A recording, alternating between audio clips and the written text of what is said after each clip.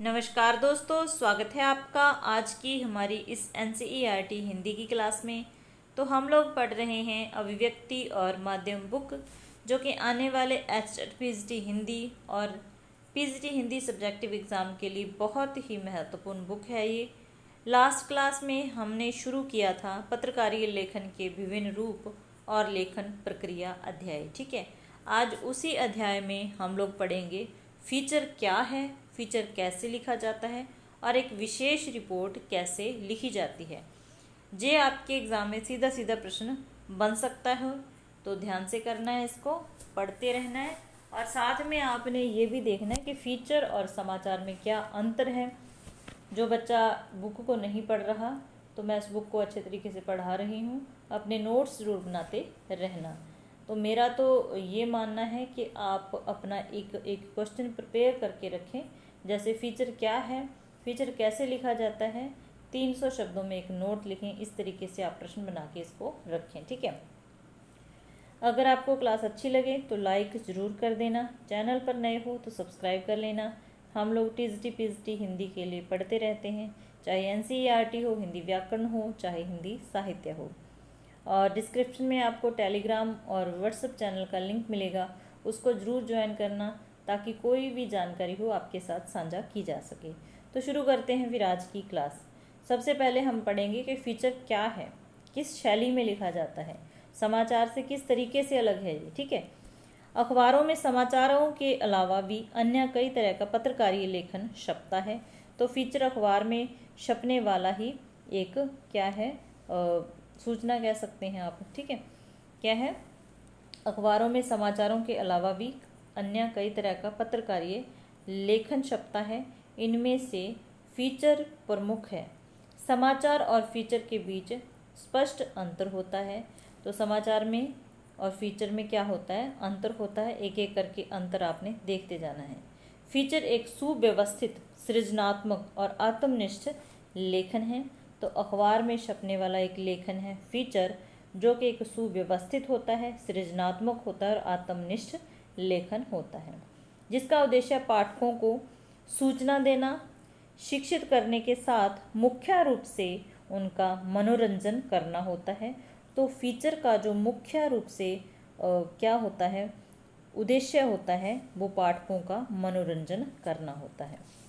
Feature समाचार की तरह पाठकों को तात्कालिक घटनाक्रम से अवगत नहीं कराता। तो जो मतलब समाचार होता है, वो जो भी नया कुछ हुआ है, मतलब जो नया है वो खबर है, वो अखबार में छपता है। ठीक है, तो समाचार का जो उद्देश्य होता है कि तात्कालिक घटनाओं से पाठक को रूबरू कराया जाए, अवगत कराया जाए, जो कि एक फीचर का उद्देश्य नहीं होता। ठीक है, फीचर लेखन की शैली भी समाचार लेखन की शैली से अलग होती है। क्यों अलग होती है कि हम लोगों ने पीछे पढ़ा है कि जो समाचार होता है वो उल्टा पिरामिड शैली में लिखा जाता है, जबकि फीचर होता है वो कथात्मक शैली में लिखा जाता है। तो ये शैली का भी ध्यान रखना है। ठीक है, फीचर लेखन की शैली भी समाचार लेखन की शैली से अलग होती है। समाचार लेखन में वस्तुनिष्ठता और तथ्यों की शुद्धता पर जोर दिया जाता है, जो कि संपादन के तत्व हमने पढ़े थे। तो क्या था उसमें, वस्तुनिष्ठता और तथ्यों की शुद्धता जो कि उसमें होनी चाहिए। यानी समाचार लिखते हुए रिपोर्टर उसमें अपने विचार नहीं डाल सकता। तो क्या है, जो रिपोर्टर होता है वो किसी भी घटना की जानकारी देते समय उसकी उस घटना के प्रति जो अपनी व्यक्तिगत राय होती है उसको नहीं उसमें डाल सकता। उसे सीधी साफ स्पष्ट मतलब उस घटना की जानकारी देनी होती है, जबकि फीचर में लेखक के पास अपनी राय या दृष्टिकोण और भावनाएं जाहिर करने का अवसर होता है। तो क्या होता है कि फीचर में अगर लिखने वाले की अपनी व्यक्तिगत भावना उसमें जुड़ गई तो कोई फ़र्क नहीं पड़ता, लेकिन जो संवाददाता होता है, रिपोर्टर होता है, वो एक न्यूज़ देते समय ऐसा नहीं कर सकता। व्यक्तिगत अपनी जो भावनाएं होती हैं, जो मतलब कि उसको एक साइड रखना पड़ता है। ठीक है, दूसरे फीचर लेखन में उल्टा पिरामिड शैली का प्रयोग नहीं होता, जो कि समाचार लेखन में होता है। यानी फीचर लेखन का कोई एक तय ढांचा या फार्मूला नहीं होता। फीचर लेखन की शैली काफ़ी हद तक कथात्मक शैली की तरह होती है। तो अगर आपसे पूछा जाए जो फीचर होता है किस शैली में लिखा जाता है, तो कथात्मक शैली में।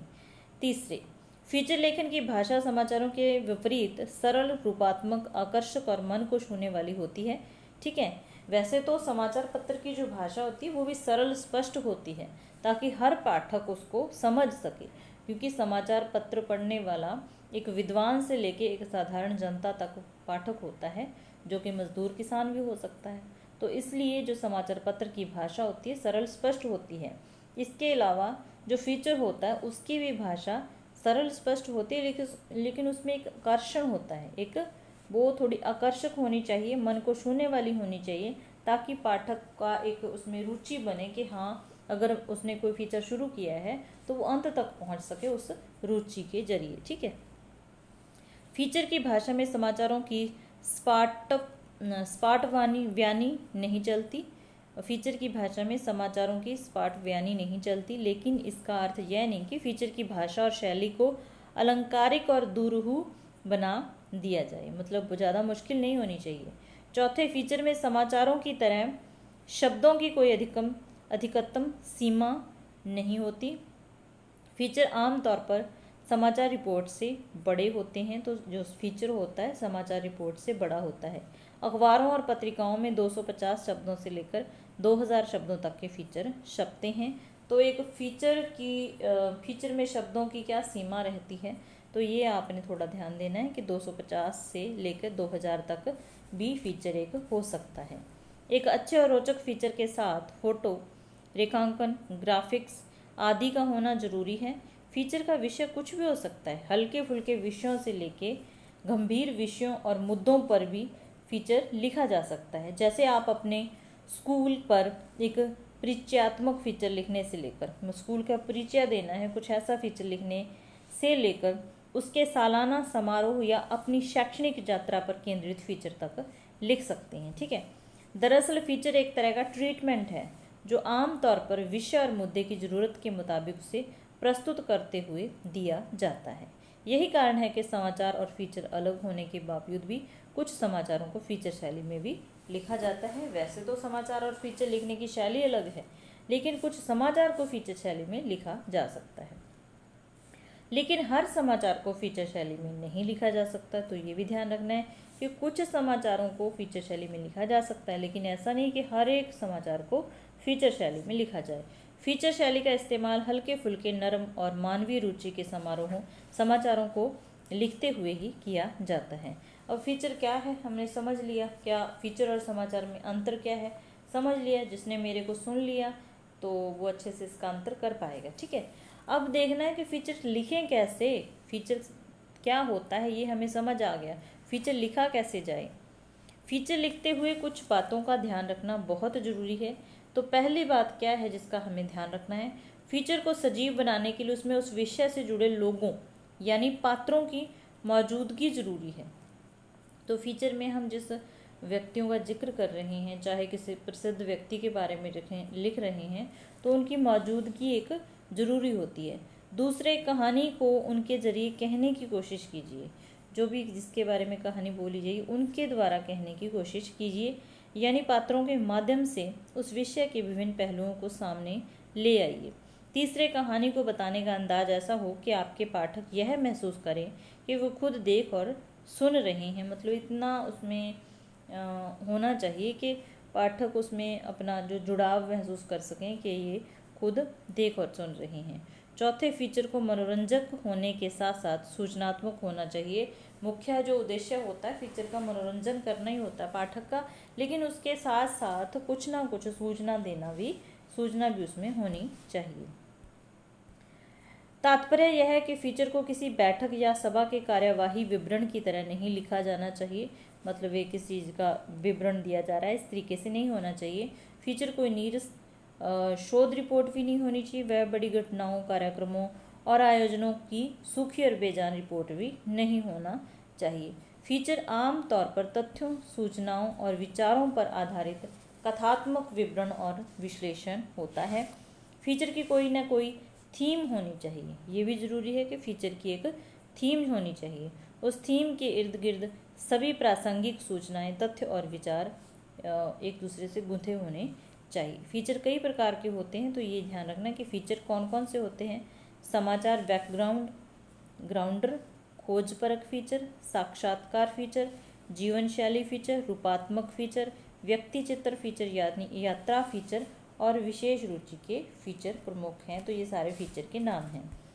फीचर लेखन का कोई निश्चित ढांचा या फार्मूला नहीं होता, इसीलिए आप फीचर कहीं से भी शुरू कर सकते हैं। लेकिन शुरू चाहे कहीं से हो जाए, लेकिन एक फीचर का आरंभ भी होता है, मध्य भी होता है और अंत भी होता है। प्रारंभ आकर्षक और उत्सुकता पैदा करने वाला होगा। अगर हमने किसी फीचर की 2 लाइनें पढ़ी, उसमें हमें कोई ऐसी चीज़ ही ना लगी जिससे हमें उत्सुकता हो के हम आगे पढ़ें, तो पाठक आगे कैसे जाएगा, कैसे मध्य तक पहुंचेगा और कैसे अंत तक पहुंचेगा। तो इसका मतलब जो फीचर का आरंभ होता है, प्रारंभ होता है, तो वो क्या होना चाहिए, आकर्षक होना चाहिए, उत्सुकता पैदा करने वाला होना चाहिए, ताकि पाठक आगे पढ़ पाए। हालांकि प्रारंभ, मध्य और अंत को अलग अलग देखने के बजाय पूरे फीचर को समग्रता में देखना चाहिए। तो मतलब ऐसा नहीं है कि हमने शुरू अलग है, बीच वाला अलग है और अंत वाला अलग है सारा एक ही, और उसे समग्र रूप में ही देखना चाहिए, ठीक है। लेकिन जो प्रारंभ होता है वो थोड़ा आकर्षक जरूर होना चाहिए, ठीक है। लेकिन अगर फीचर का प्रारंभ आकर्षक, रोचक और प्रभावी हो तो बाकी पूरा फीचर भी पठनीय और रोचक बन जाता। वो तो अपने आप ही बनेगा, एक रुचि पैदा हो जाएगी, कुछ उत्सुकता पैदा हो जाएगी कि आगे क्या है, तो पाठक आगे भी पढ़ेगा। जैसे अगर आप किसी जाने माने व्यक्ति पर एक व्यक्ति चित्र फीचर तैयार कर रहे हैं, तो उसकी शुरुआत किसी ऐसी घटना के उल्लेख से कर सकते हैं जिससे उसके जीवन की दिशा बदल दी।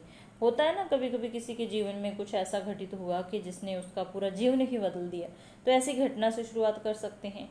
या ऐसा हो सकता है कि तत्काल में ही उसने कुछ ऐसी अचीवमेंट प्राप्त की हो, कुछ ऐसा अचीव किया हो जिसे आप शुरू में रख के बाकी फिर उसका क्या क्या मतलब उसने संघर्ष किए, कैसे कैसे इस मुकाम पर पहुंचा, तो ये चीज़ें उसमें लिख सकते हैं। तो क्या होता है, इसमें थोड़ा इंटरेस्ट हो जाता है। और लास्ट में क्या हो सकता है कि ऐसे प्रसिद्ध व्यक्ति के बारे में जिसके बारे में हम लिख सके रहे हैं, उसकी मतलब आगे की भविष्य की क्या रणनीति है, क्या योजना है, उसको भी उसमें लिखा जा सकता है, ठीक है।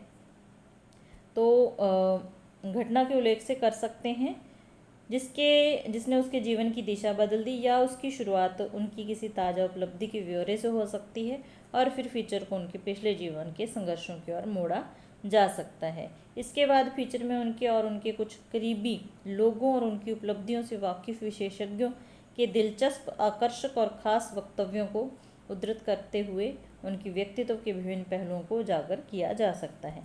फीचर में 1 या 2 ऐसी घटनाओं को खुद उनकी जुबान में पेश किया जा सकता है जो न सिर्फ दिलचस्प और अनूठी हों, बल्कि उससे उनके जीवन के अहम क्षणों पर रोशनी पड़ती हो, ठीक है। फीचर के आखिरी हिस्से में उनकी भविष्य की योजनाओं पर फोकस करना चाहिए। वे अपने सामने क्या चुनौतियां देखते हैं और उनसे निपटने के लिए उनकी क्या तैयारी है। जैसे आपका हमारा जो सब्जेक्टिव एग्ज़ाम होने वाला है, तो उसके लिए हमने क्या तैयारी करनी, कैसी मतलब एक चुनौती है, क्योंकि आज तक ऑब्जेक्टिव पेपर दिए हैं, अब एकदम से सब्जेक्टिव पेपर देना हमारे लिए एक चुनौती है। तो उस चुनौती को पूर्ण करने के लिए हम कैसे तैयारी करें, कैसे अपने पेपर को अच्छा करने के लिए क्या रणनीति बनाएं, कैसे सिलेबस कवर करें, कैसे प्रश्न मतलब अपनी स्पीड बनाएं, लिखने की प्रैक्टिस करें, तो ये सारी क्या है मतलब तैयारी क्या है। यहाँ आप स्वयं उससे उद्धृत कर सकते हैं। इस तरह फीचर का प्रारंभ, मध्य और अंत अंत का एक संभावित ढांचा हो सकता है। लेकिन असली चुनौती यह होती है कि प्रारंभ, मध्य और अंत को सहज स्वाभाविक तरीके से एक साथ कैसे बांधें, तीनों मतलब आपस में कैसे बंधे रहें। हर पैराग्राफ अपने पहले पैराग्राफ के सहज तरीके से जुड़ा हो और शुरू से आखिर तक प्रवाह और गति बनी रहे। यह सुनिश्चित करने के लिए पैराग्राफ छोटे रखिए और एक पैराग्राफ में एक पहलू पर ही फोकस कीजिए, ठीक है। अब मुझे उम्मीद है कि जिस बच्चे ने पूरा क्लास को देख लिया, तो फीचर क्या है, कैसे लिखा जाए, ये क्वेश्चन बिल्कुल नहीं छोड़ेगा, ठीक है। अब पढ़ते हैं हम विशेष रिपोर्ट कैसे लिखें।